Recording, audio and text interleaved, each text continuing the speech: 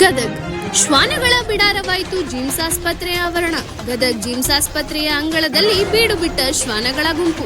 ಗದಗ್ ಜಿಮ್ಸ್ ಆಸ್ಪತ್ರೆಯಲ್ಲಿ ಶ್ವಾನಗಳ ಸಂಚಾರ. ಜಿಮ್ಸ್ ಹೊರರೋಗಿಗಳ ವಿಭಾಗ, ಮಕ್ಕಳ ಓಪಿಡಿ ಬಳಿಗೆ ನಾಯಿಗಳ ಓಡಾಟ. ಕಸದ ತೊಟ್ಟಿ ಗಲೀಜ್ನಲ್ಲಿ ಸಂಚರಿಸಿ ಆಸ್ಪತ್ರೆ ಒಳಗೆ ನುಗ್ಗುವ ಶ್ವಾನಗಳು. ಯಾರ ಭಯವಿಲ್ಲದೆ ಆಸ್ಪತ್ರೆ ಅಂಗಳದಲ್ಲಿ ಓಡಾಡುವ ಶ್ವಾನಗಳು. ಶ್ವಾನ ಸಂಚಾರದಿಂದ ಸಾಂಕ್ರಾಮಿಕ ರೋಗ ಹರಡುವ ಭೀತಿಯಲ್ಲಿ ಜನ. ಆಸ್ಪತ್ರೆಯ ಸಿಬ್ಬಂದಿ ನಿರ್ಲಕ್ಷ್ಯದಿಂದ ಹೆಚ್ಚಿನ ಶ್ವಾನಗಳ ಹಾವಳಿ. ಉಪಲೋಕಾಯುಕ್ತರೇ ಸ್ವಚ್ಛತೆ ಬಗ್ಗೆ ತಿಳಿ ಹೇಳಿದ್ರೂ ಸರಿ ಹೋಗದ ವ್ಯವಸ್ಥೆ.